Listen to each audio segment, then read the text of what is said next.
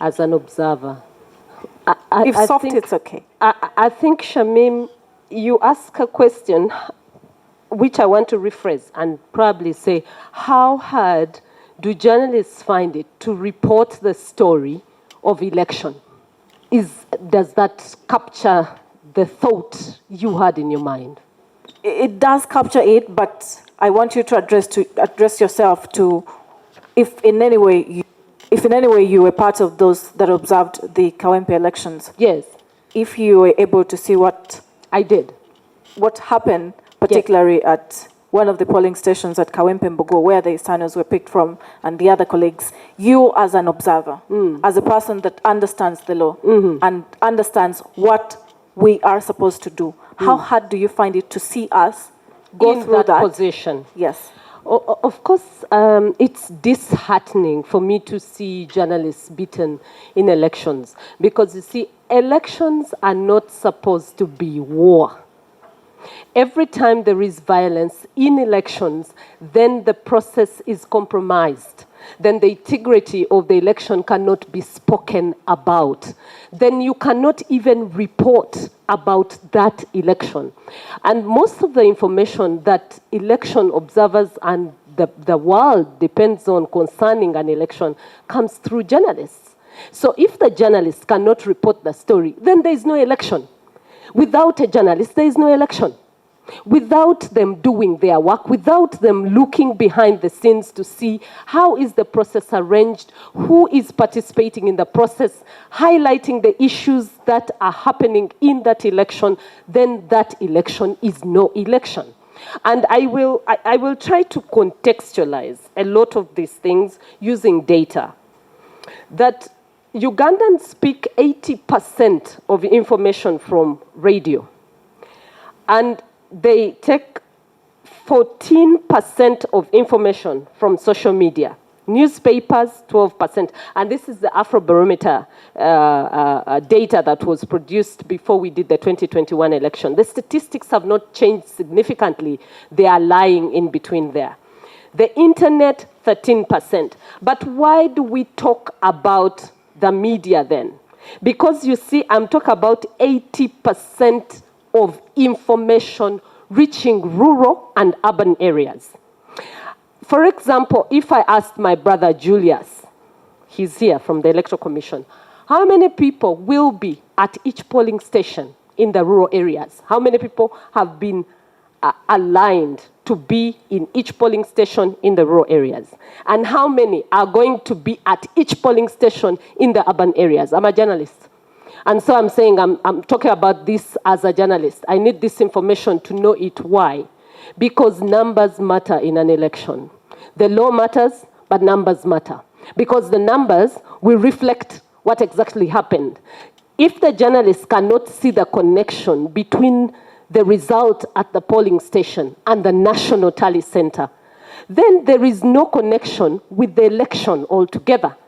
If the data that the journalist has picked at the polling station is not being reflected at the national tally center, there is a problem with the election.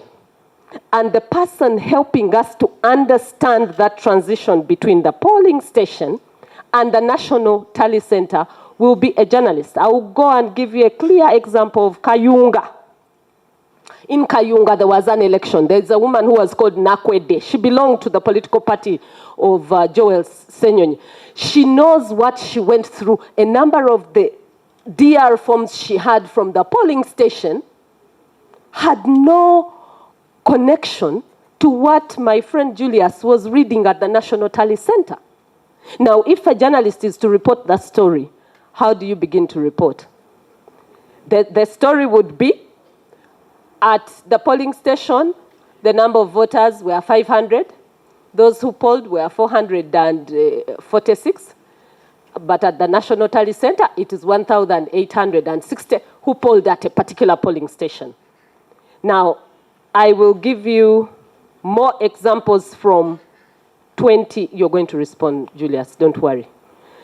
From 2021. In 2021, I'm giving specific examples. And these stories tallied with what the observers saw. So the observers were at polling stations and discovered that the wrong ballots had been delivered at Nalukolongo TC polling station. The polling station was called Bulwa Polling Station in Wakaliga. And Electoral Commission was alerted that the ballots that had been delivered to Nalukolongo TC at Bulwa Polling Station were not the right ballots. So the Electoral Commission went back to look for the correct ballots and bring them. But if the media and the observers had not been at that polling station to see what was happening, then probably the election would have gone ahead with the wrong ballots at the wrong polling station. I'll give a second example. In Nebi, Madi, Okolo, in West Nile polling station, officials delivered the wrong ballot papers for the election of councillors. The right ballots were only delivered much later, after the journalists had reported the story and the observers had highlighted the issue to the Electoral Commission. At Nkozi sub-county in Mpigi district, elections were suspended. Why? The journalists and observers said the symbols for the candidates and the names and the pictures had been mixed up by the Electoral Commission in printing of the ballots. Do these things happen? They do happen. Will they happen in 2026? I can guarantee they will. But so how do you tell that story? Until you tell that story, and until the data is captured, many years later, you would have forgotten. So the role of the journalist cannot be more emphasized when an election is taking place in terms of promoting transparency, integrity, fairness, and credibility of an electoral process. Thank you. Thank you very much, Charity Ahimbisibwe.